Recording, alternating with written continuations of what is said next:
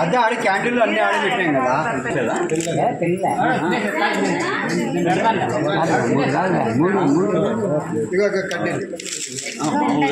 బియ్యం కనపడలేదు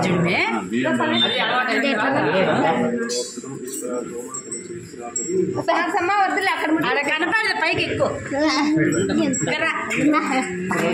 ఇటుకి రా నాన్న దీడు చూడు పెట్టు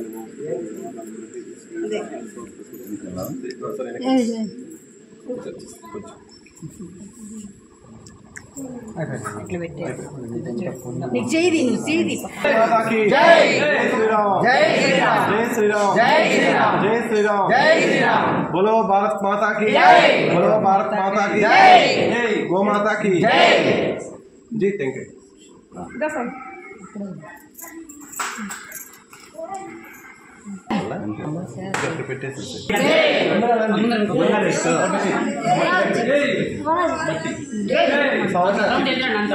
गो माता की చెప్పండి జై గో మాతా కి గో మాతా కి गो माता की गो माता की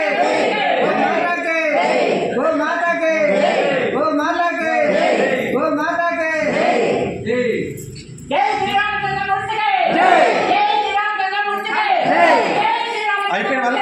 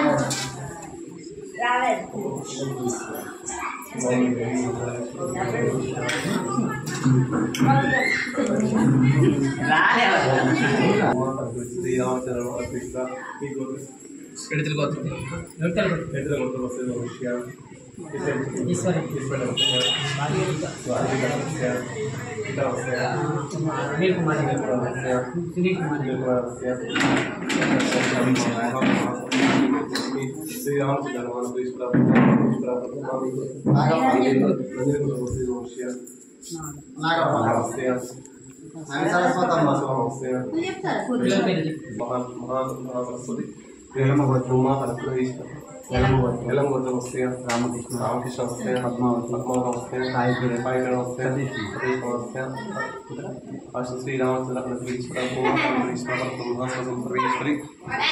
महालक्ष्मी महासरस्वती श्री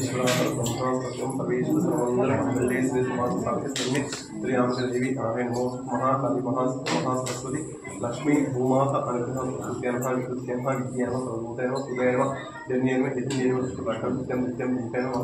सरस्वती श्री लक्ष्मी भूमाता अनुग्रह ईश्वर भूमाता की लक्ष्मी सरस्वती ओम अतुल्य महादेव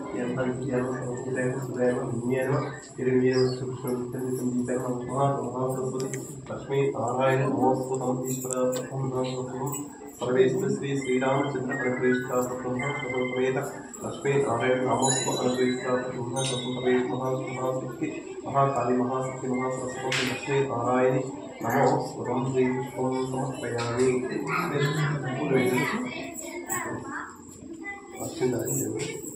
ओम लक्ष्मी वसुदेव महासुमहात्महात्महात्मने लक्ष्मी नारायण नमोस्तुतं श्री लक्ष्मी महाकाली महाशक्ति अक्षेन्द्र समर्पण लक्ष्मी नारायण नमोस्तुतं श्री काशी विश्वेश्वर अनुग्रहीश्वर ओम लक्ष्मी अक्षेन्द्र समर्पण सभी महासी काशी नारायण नमोस्तुतं श्री गोमाता अनुग्रहीश्वर श्री श्रीरामचंद्र अनुग्रह ईश्वर अष्ट संकल्प प्राप्तस्तु शुभमस्तु। गो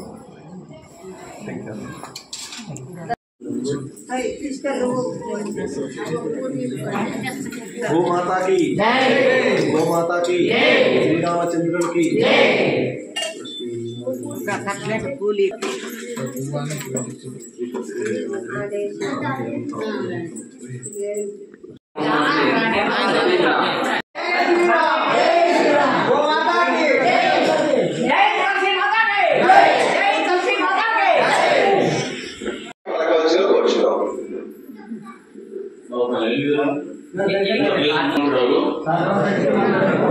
శ్రీ పరమేశ్వరుని మన పూర్వీకులను తలంచి రసాయనిక ఎరువుల వాడకం తగ్గించి గో ఆధారిత ప్రకృతి వ్యవసాయం చేస్తామని పరిసరాల పరిశుభ్రత పాటిస్తూ ప్లాస్టిక్ వాడకం తగ్గించి మొక్కలు నాటి చెట్లు పెంచుతానని పర్యావరణాన్ని తద్వారా భూమాతను రక్షిస్తానని నా కోసం మరియు నా భావి తరాల కోసం ఈ వ్రతాన్ని నేను జీవితాంతం పాటిస్తానని మా గ్రామదేవత సాక్షిగా, మీ గ్రామదేవత పేరు చెప్పుకోండి, మా గ్రామదేవత సాక్షిగా ప్రతిజ్ఞ చేస్తున్నాను. ఓ మాతాకి ఓ మాతాకి భారత్ మాతాకి. అందరూ ఒకసారి ఉంది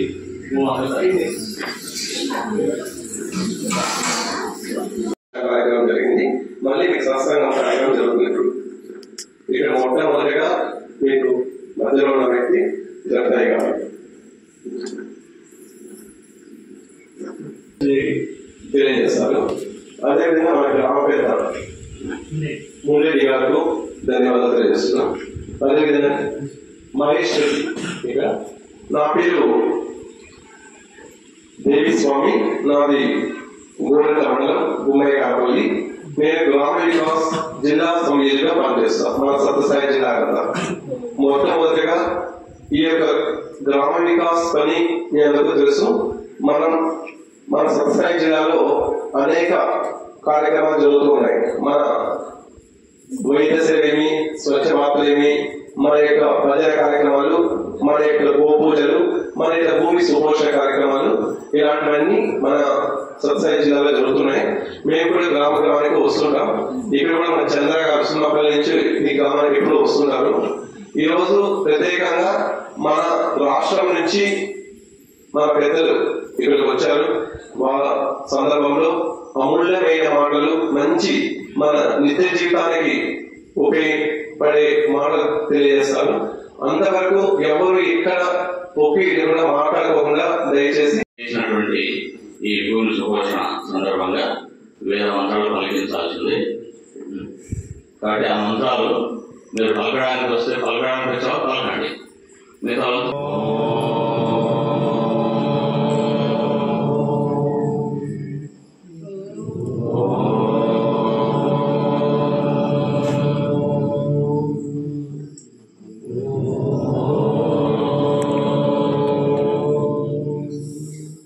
ఇప్పుడు చేతి నమస్కార స్థితిలో పెట్టండి. సంస్కృత శ్లోకాలు, దాని తెలుగు భావం కూడా ఉంది. అందరు చెప్పేటప్పుడు ఆ భావాన్ని కూడా అర్థం చేసుకుంటూ చెప్పాలి. మాతా భూమి పుత్రోహం పృథివ్యా, ఈ భూమి నా తల్లి, నేను ఆమె సంతానం.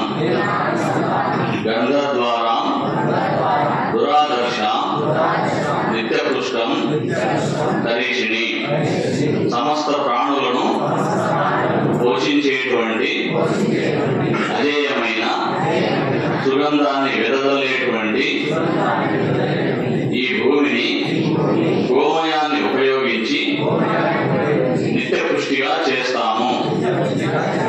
జననీ జన్మ భూమిశ్చ స్వర్గాదపి గరీయసి, కన్న తల్లి మరియు జన్మించిన నేల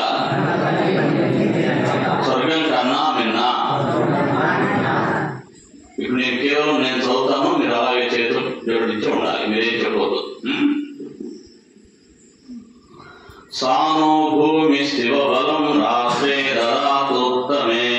ఉత్తమమైన మన భారత భూమాత మనందరికీ తేజస్సు మరియు బలాన్ని ప్రసాదించుగాక. గ్రీష్మస్తే భూమే వర్షిణి శరద్ధేమంత శిశిరో వసంతః ఋతవస్తే విహితాహాయని అహోరాత్రే పృథివీనో దుహతాం.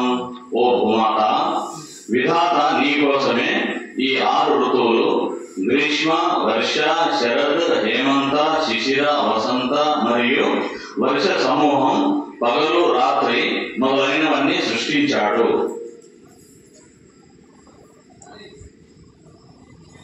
ఓం ఝౌ శాంతి అంతరిక్షగం శాంతి పృథివీ శాంతి ఆపశాంతి బ్రహ్మ శాంతి సర్వగం శాంతి శాంతిరేవ శాంతి సామా శాంతిరేధి. ఓం శాంతి శాంతి శాంతి. దీని భావం చెప్తాను, వినండి ప్రశాంతంగా. జవలోకం, అంతరిక్షం, భూమి, జలము, ఓషధులు, వనస్పతులు, సమస్త దేవతలు, బ్రహ్మ, శాంతికి కూడా శాంతి. ఈ శాంతి నిరంతరం ఉండాలి.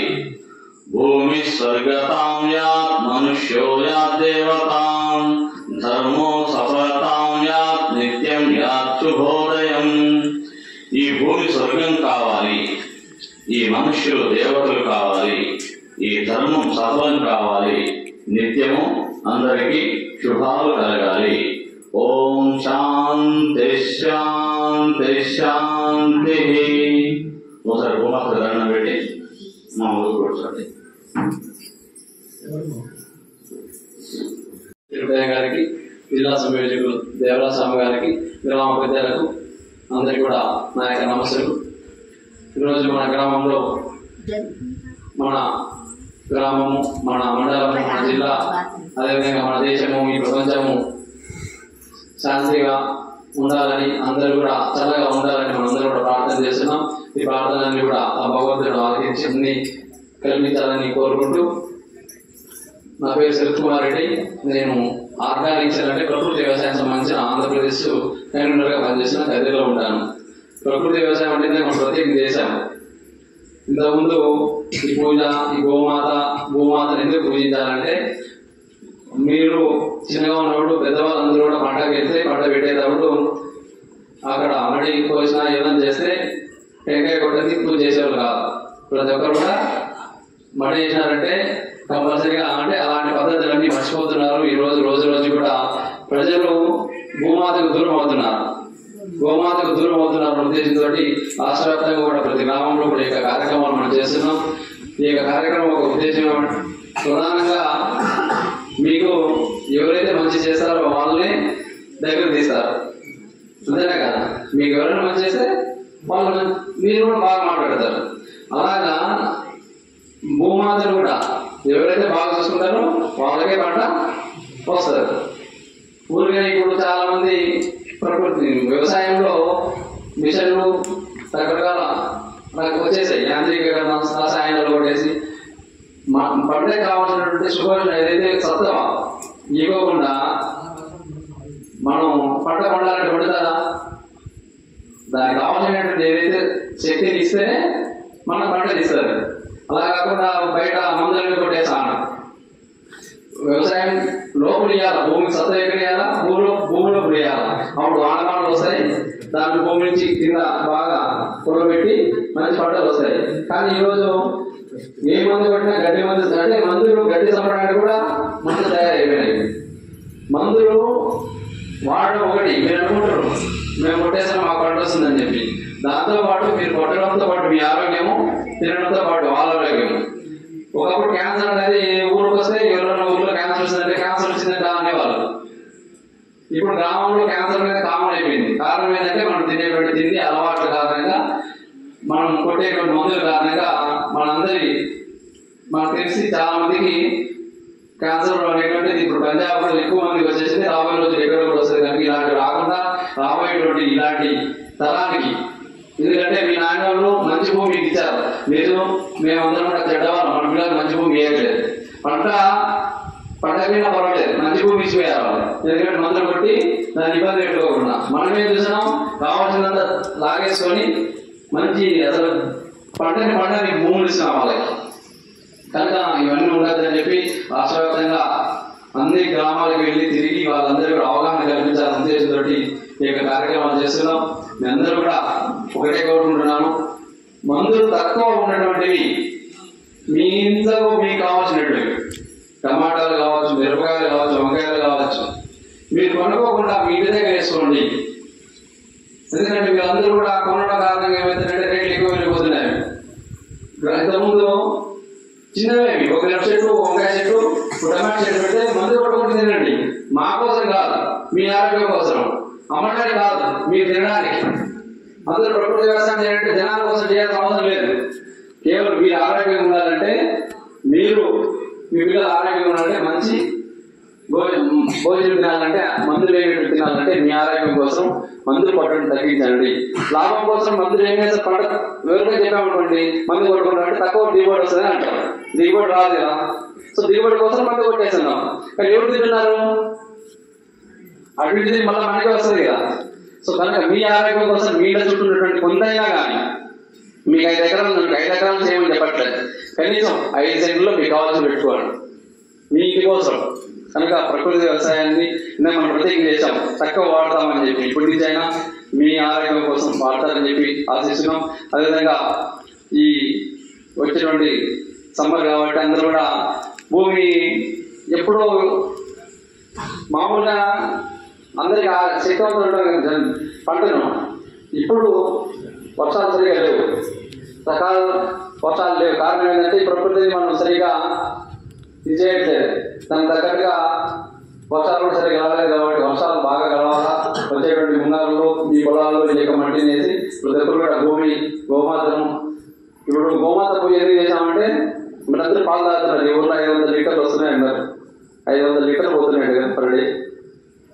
ఒక రోజు నుంచి 500 లీటర్లు ఈ ఊరు నుంచి బయటకు వెళ్తున్నాయి. అన్ని కూడా అమ్మేస్తున్నాం. నాటేవాళ్ళు ఎంత ఉంది మీ ఊళ్ళో? పాలు మీరు తాగండి.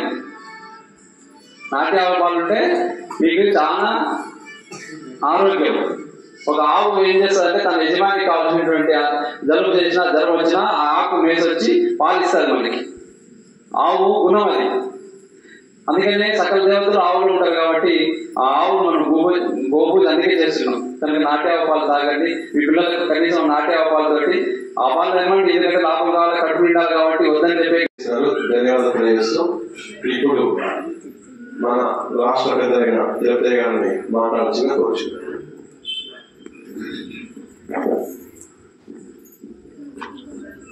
శ్రీరామచంద్ర భగవాన్ కి गौ माता की जय, गौ माता की जय, भारत माता की हिंदू बंधुवारा మీ అందరికీ గోపూజ మరియు భూమి సుపోషణ కార్యక్రమానికి సంబంధించినటువంటి శుభాకాంక్షలు తెలియజేస్తున్నాను.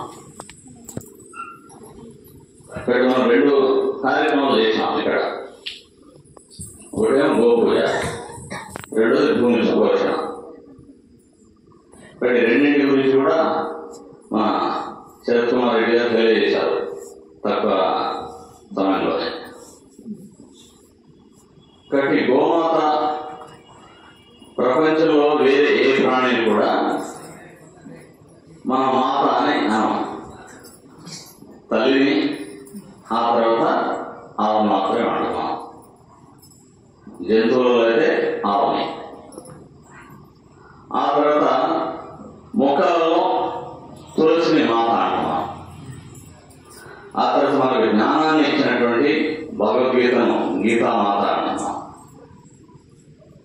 ఆ తర్వాత ఒక సర్వశక్తిమంతుడుగా పరమేశ్వరుణ్ణి ఒక మంత్రంలో 24 అక్షరాల మంత్రంలో ఉన్నటువంటి గాయత్రి మంత్రాన్ని గాయత్రి మాత అంటాం. కాబట్టి ఈ రకంగా జంతువులలో కేవలం గోవును మాత్రమే అంటాం, గోమాత అని తల్లిగా భావిస్తున్నాం. ఇక్కడ దాని కారణం ఏంటంటే ఎన్నో రకాల కారణాలు ఉన్నాయి.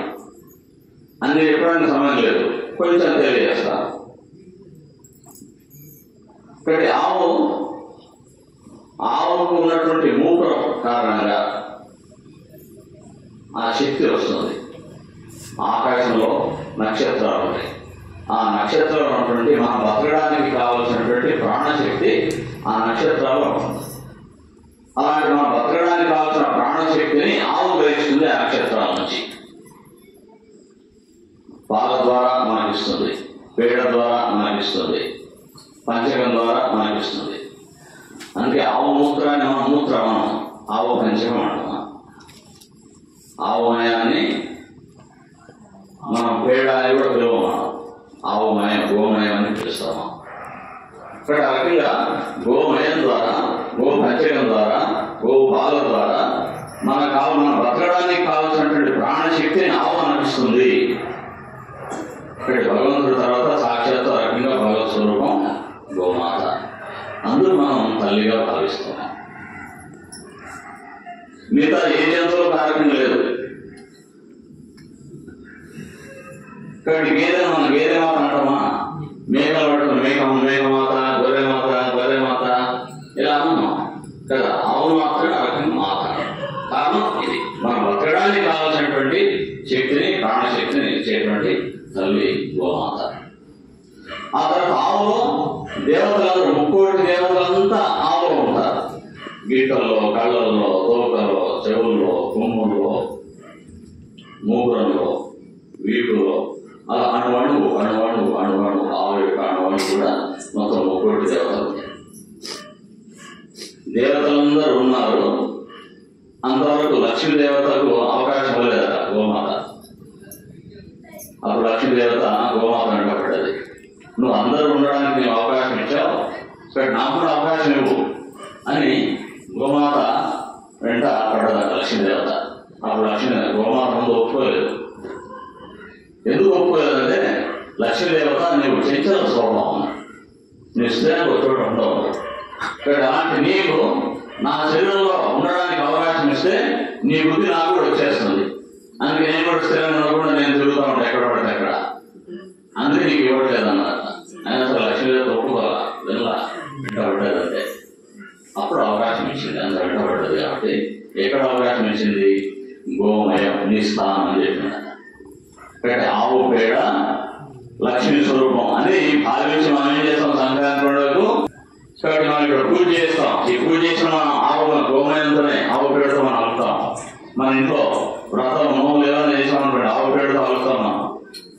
ఆ తర్వాత మనం మన ఆర్థిక స్తోమతను బట్టి లక్షలు పెట్టి కానీ, కోట్లు పెట్టి కానీ మనం ఇల్లు కట్టుకుంటే ఆవును తిప్పుతాం. ఎంతవరకు తిప్పుతాం? ఆవుని గోమయం, గోపంచకం వేసేంత వరకు మన ఇల్లంతా మనం తిప్పుతాం. లక్ష్మీ స్వరూపం గోమాత. కాబట్టి ఆ రకంగా మనకు అన్ని రకాలుగా ఉపయోగపడేటువంటిది గోమాత. కాబట్టి ఆవు కడుపులో అర్ధశేరు బంగారం ఉంది అనే సామెత తెలుసా మీకు? ఉందా ఇక్కడ? ఆవు కడుపు అర్ధశేరు బంగారం ఉందట. అయితే మరి ఆవుని గోమాతను, గోమాత అంటే మనం నాటావు, దేశాలు కాదు.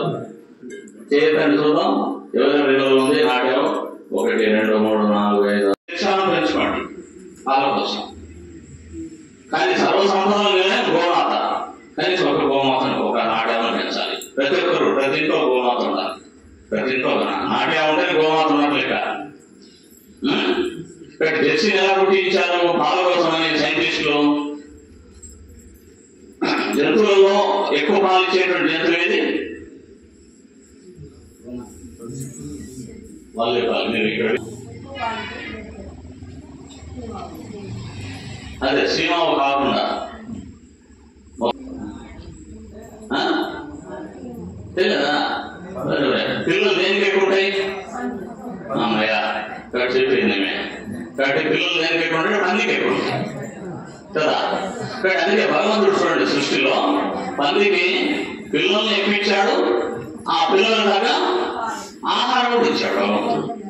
అందులో సైంటిస్ట్ ఏం చేశారంటే మన ఆటావు, ఆ తర్వాత పంది, ఈ రెండింటి యొక్క మిశ్రమాన్ని కలిపి జెర్సీలను పుట్టించారు సైంటిస్టులు. అందులో మొక్క చూస్తే ఆ మొక్కలా ఉంటుంది, పాలు మాత్రం పందిలాగా ఇస్తారు అంతే జెర్సీ కదా. కానీ మనకు శ్రేష్టం ఏదంటే మన నాట్యాలు. అందుకే మనం హోమం చేయాలంటే నాట్యాలు అడుగుతారు కదా. పంచామృతం ఉంటే పంచామృతం కలిపేది నాట్యాలకు సంబంధించినటువంటి ఆ రకంగా. కాబట్టి అన్ని రకాలుగా శ్రేష్టమైనటువంటిది మన నాట్యాలు. తర్వాత మనకు భౌతికంగా కూడా ఆలోచన చేస్తే మనకు ఉపయోగపడేది జీవితాంతం మన నాట్యం ఉపయోగపడుతుంది. పాల ద్వారా, గోమయం ద్వారా, గోపంచకం ద్వారా, ఆ గోపంచకం పశువులు, ఎడ్లు మన వ్యవసాయానికి ఉపయోగపడుతుంది. ఆవు యొక్క పేడ ద్వారా మన వ్యవసాయం పంట పండించుకోవడం కోసం. కాబట్టి పశువుల సంతతి పెరిగితే ఎప్పుడైతే మనం వ్యవసాయం చేయడానికి కావాల్సిన ఎరువు అంతా కూడా పశువుల నుంచి వస్తుంది. కాబట్టి ఇప్పుడు పశువుల నుంచి రావట్లేదు కాబట్టి మనం ఏం చేస్తున్నాం, సులభంగా జేబులు డబ్బు ఉంటే కదిలికి వెళ్ళి మూటలు ఎత్తుకొని వస్తున్నాం, గోరటలు లేదా కదిలికి వెళ్ళిపోయి అది తీసుకొచ్చి పోస్తాము నేలలో పోస్తాము. కాబట్టి దాని నుంచి ఏమవుతుంది, మంచి అంటే మన పంటను బాగా పండించేటువంటి అనేక రకాల పురుగులు భూములు ఉంటాయి. మన కంటికి కనిపించేవి, కంటికి కనిపించనివి. ఆ తర్వాత ఎర్రపాములు ఉంటాయి, ఇవన్నీ కూడా భూములు ఉంటాయి. కాబట్టి ఈ రకమైనటువంటి ఈ రసాయనిక ఎరువులు అంటే మన షాపులో నుంచి తీసుకొచ్చినటువంటి ఎరువు వేయడం వల్ల ఇవన్నీ కూడా చనిపోతున్నాయి. వాస్తవానికి వీటన్నిటి నుంచి మనకు లాభమే, అవన్నీ చనిపోతున్నాయి విషయం కారణంగా. అలాంటి విషాహారం మనం తీసుకోవడం వల్ల మనకు కూడా అనేక రకాల జబ్బులు వస్తున్నాయి, అనేక రకాల వ్యాధులు వస్తున్నాయి. కాబట్టి మనం ఈ మందుల కోసం పెట్టాలి ఖర్చు డబ్బులు, ఆ తర్వాత మనకు డబ్బులు వచ్చాయని మన హాస్పిటల్కి వెళ్ళి మళ్ళీ అక్కడ డబ్బులు ఖర్చు పెట్టాలి, అక్కడ ఖర్చు పెట్టాలి, ఇక్కడ ఖర్చు, మొత్తం ఖర్చు రైతుకి. కాబట్టి రైతు ఎందుకు ఆత్మహత్యలు చేసుకుంటాడు కారణం ఇది. పొలాలు పెట్టడానికి మందులు కావాలి కాబట్టి దానికి ఖర్చు పెట్టాలి, డబ్బులు ఖర్చు పెట్టాలి.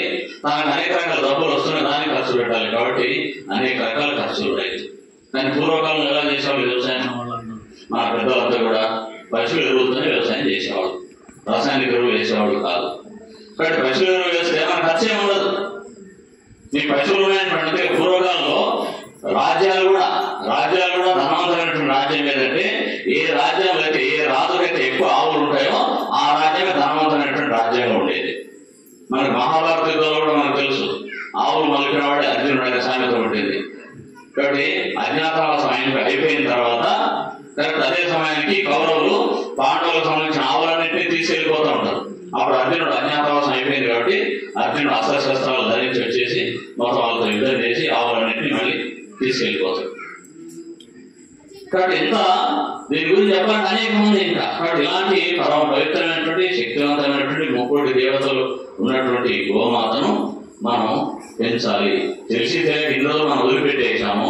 సిటీలో టౌన్లో పెద్ద గోశాలలు పెడతా ఉన్నారు, వాళ్ళ వ్యవసాయం లేదు కానీ వ్యాపారం ఉంది, లేకపోతే ఇంకేదో ఉంది. కానీ ఆవు యొక్క గొప్పతనాన్ని తెలుసుకొని ఆవుకు సేవ చేసే పుణ్యం వస్తుందని, రోగాలు దూరం అయిపోతాయి, అంతా మంచిగా జరుగుతుంది, మా ఇంటికి 10 ఆరోగ్యం ఉంటారనే ఉద్దేశంతో వాళ్ళు గోశాలలు పెట్టుకుంటారు సిటీస్లో, టౌన్స్లో. కాబట్టి నేను మిమ్మల్ని కోరుతున్నది వాస్తవ గ్రామాల రకం కావాలి, గ్రామాలు కూడా.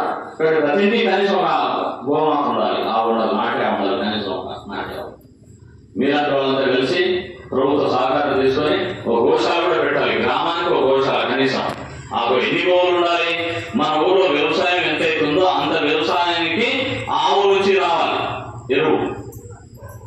ఆ రకంగా భవిష్యత్తులో ప్రభుత్వాలు ప్రోత్సహిస్తున్నాయి బాగా, రాష్ట్ర ప్రభుత్వం కానీ కేంద్ర ప్రభుత్వం కానీ ఏ రకమైనటువంటి పని ప్రోత్సహిస్తున్నాయి. కాబట్టి ఆ రకంగా ఆవు నుంచి మనకు అన్ని లాభాలే. చివరికి చనిపోయిన తర్వాత కూడా ఆవు నుంచి మనకు లాభమే. ఆవు చనిపోతే కాల్చుద్దని చెప్తారు. ఎందుకు పూడ్చాలంటారంటే ఆవు చనిపోతే పూడ్చిన తర్వాత ఒక 5-6 నెలల తర్వాత మొత్తం ఆవు యొక్క శరీరం ఆ మట్టిలో కలిసిపోతుంది, కుళ్ళిపోతుంది బాగా, ఎముకలు వేరైపోతే మిగతా శరీరం అంతా మట్టిలో కలిసిపోతుంది. అది చాలా విలువైనటువంటి అనేక లక్షల కోట్ల రూపాయల విలువైనటువంటి ఎరువుగా తయారవుతుందట ఆ మట్టి. కాబట్టి ఆ మట్టిని తీసుకొని మన పంట పొలాలు కనుక మనం వేసుకున్నట్లయితే మన పొలం అంతా ఆ రకంగా సుభిక్షంగా ఉంటుంది, భూసారం బాగా ఉంటుంది, బాగా మంచి పంటలు పండుతాయి. చివరికి కొమ్ములు, కాబట్టి కొమ్ములు ఏం చేయాలి, కొమ్ములో ఖాళీ ప్లేస్ ఉంటుంది, ఆవు పేడను ఆ కొమ్ములు నింపి 2-3 మీటర్ల లోతు పాతి పెట్టిన తర్వాత 2-3 నెలలు అయిన తర్వాత తీస్తే ఆ మెత్తని పౌడర్గా తయారవుతుంది ఆ పేడ, ఆ కొమ్ములు ఉన్నటువంటి పేడ. కాబట్టి ఆ మెత్తని పౌడర్గా తయారైనటువంటి ఆ పేడను ఆ తర్వాత మట్టిని కలిపి మన పొలాల్లో మనం ఎరువుగా మనం ఉపయోగించుకోవచ్చు. కాబట్టి గమనించండి మీరు, ఆవు బతుకున్నాళ్ళు మనకు లాభమే, చనిపోయిన తర్వాత కూడా లాభమే. బట్ అందుకే గోమాత అన్నారు. గోమాతకి బట్ అలాంటి గోమాత యొక్క ఎరువులతో మనం వ్యవసాయం చేయాలి. అప్పుడు మనం ఆరోగ్యం ఉంటాం, తర్వాత మనం శక్తివంతంగా ఉంటాం, మనకు మంచి జ్ఞానం ఉంటుంది. కాబట్టి అలాంటి గోమాతను మన శ్రీకృష్ణ భగవానుడు చిన్నప్పుడు గోవులను కాచాడు కదా, తెలియ పెద్ద తర్వాత భగవద్గీత చెప్పాడు. అదే రకంగా చిన్నప్పుడు బ్రహ్మంగారు ఆవులను కాచాడు, గోవులను కాచాడు. తర్వాత ఏం చెప్పాడు బ్రహ్మంగారు? కాలజ్ఞానం చెప్పారు. కాబట్టి ఆవు అంటే ఆరోగ్యం, ఆవు అంటే సర్వసంపదలు. కాబట్టి ఇలాంటి గోమాతను మనం కనీసం ఇక్కడి నుంచి అయినా ఎవరైతే ఇక్కడ కొంతమంది 5 మంది చేతులు ఎత్తారు, సభాముఖంగా రాష్ట్ర కమిటీ, గ్రామ వికాస్ రాష్ట్ర కమిటీ నుంచి మీకు శుభాకాంక్షలు, అభినందనలు. ఎవరైతే చేతులు ఎత్తారు మేము నాట్యాలు పెంచుతున్నాం అన్నవాళ్ళు. కాబట్టి అదే రకంగా మిగతా వాళ్ళు కూడా భవిష్యత్తులో ఆ రకం తయారు కావాలి, ఆ రకంగా చేయాలి. దేనికోసం అంటే ఇదంతా మనం చేస్తున్నటువంటి గోపూజ కానీ భూమి పోషణ కానీ మన భవిష్యత్ తరాల కోసం. ఆయన మాట్లాడుతూ చెప్పారు, మనం ప్లాస్టిక్ వాడుతున్నాం, ఎక్కువ రసాయనిక ఎరువులు వాడుతున్నాం. దీని కారణంగా క్యాన్సర్ లాంటి జబ్బులు వస్తున్నాయి. పూర్వకాలంలో క్యాన్సర్ అంటే ఎక్కడి చోట కనిపించేది, కానీ ఇప్పుడు అలా కాదు, గ్రామాన అన్ని చోట్ల కనిపిస్తూ ఉంది. కారణం ప్లాస్టిక్. కానీ ప్లాస్టిక్ వాడుతున్నాం. ఇప్పుడు ఇక్కడ చూడండి, అక్కడ వచ్చారు వాటిలో ప్లాస్టిక్ భోజనానికి మన బంధుమిత్రులు వచ్చినప్పుడు పెట్టాలంటే మనం దేంట్లో పెడుతున్నాం? ప్లాస్టిక్ బ్యాగ్ లో పెడుతున్నాం. పెట్టకూడదు. మా మిత్రులు వచ్చారు అని మీరు నిష్ఠతో చేసినటువంటి ఆహారం ఎలాంటి ఆహారం తెలుసా? అది అమృతాహారం. అది అలాంటి అమృతాహారాన్ని మీరు ఏ ప్లేట్లో పెట్టిస్తున్నారు? Plastic plate. అప్పుడు ఏమవుతుంది? అమృతాహారం కాస్త విషాహారం అయిపోతుంది. కానీ దాని కారణంగా అనేక రకాల జబ్బులు, తర్వాత క్యాన్సర్ లాంటి వ్యాధులు కూడా వస్తున్నాయి. అందుకే మనం ప్లాస్టిక్ వాడకాన్ని మనం నిషేధించాలి, మనం వాడని నిషేధించాలి.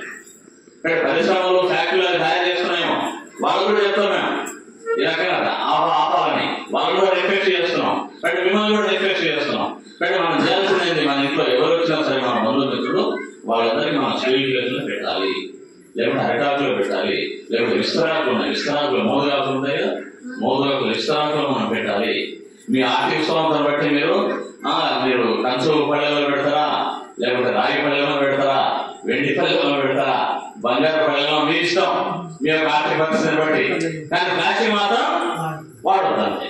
ప్లాస్టిక్ ఎలాంటిది అనేది మీకు చిన్న కథ ద్వారా మీకు తెలియజేస్తాం. ఆ రాక్షసుల నాయకుడు ఎవరంటే రక్త బీజాసురుడు. పేరు చెప్పండి. రక్త బీజాసురుడు. కొంతమంది తెలిసి ఉంటుంది ఈ కథ. కాబట్టి రక్త బీజాసురుడు యొక్క స్పెషల్ ఏంటంటే, ప్రత్యేకత ఏంటంటే, వాడి కనుక మనం కత్తితో కొడితే రక్తం నేల మీద పడింది అనుకోండి, ఆ రాక్షసు యొక్క రక్తం మళ్ళీ ఇంకో రాక్షసుడు పుట్టుకొస్తుంది. కాబట్టి ఆ రక్త బీజాసురుడు ఈ శరీరంలో నుంచి రక్తం నేల మీద పడితే ఇంకో రాక్షసుడు, అలా వాళ్ళ సైన్యం పెరుగుతుంది, దేవతల సైన్యం తగ్గిపోతుంది. అప్పుడు దేవతలందరూ అమ్మవారి దగ్గరికి వెళ్ళారు, కాళికాంబ దగ్గరికి వెళ్ళి విషయం తెలిపారు. అప్పుడు కాళికాంబ దుర్గామాత అవతారం దాల్చి వచ్చేసిన అస్త్రశస్త్రాలు ధరించి యుద్ధంలోకి. ఆ తర్వాత ఆ అస్త్రశస్త్రాలతో పాటుగా చేతిలో ఒక కప్పు ఉంటుంది. మీరు గమనించారా? దుర్గామాత అప్పుడు ఎప్పుడైనా సరే మొత్తం చేతిలో అన్ని ఆయుధాలు ఉంటాయి, ఒక చేతిలో ఒక కప్పు లాంటిది ఉంటుంది. కానీ ఆ కప్పు దేనికోసం తెలుసా? ఆ రక్త బీజాసురుడిని కొట్టినప్పుడు ఆ రక్తం నేల మీద పడకుండా ఆ కప్పులో పట్టేస్తున్నాము. ఆ రాక్షసుని అంతం చేస్తుంది. ఆ యుద్ధాన్ని దేవతలు గెలుస్తారు, రాక్షసులు వెళ్ళిపోతారు. బట్ ఆ రక్త బీజాసురుడి కారణంగా ఎంత నష్టం జరిగేదో అదే రకంగా ఈ ప్లాస్టిక్ నేల మీద పడితే అంత నష్టం. అందులో ఆహారం తీసుకుని మనకు అంత నష్టం. అందుకే నేల మీద పడవద్దు. అసలు అలాంటి ప్లేట్లలో మనం ఆహారం కూడా మనం తీసుకోవద్దు. కాబట్టి ఈ రకంగా నెమ్మది మనం అలవాటు చేసుకోవాలి. ఇప్పుడు మీ గ్రామం, మీ ఊరు జనాభా ఎంతండి?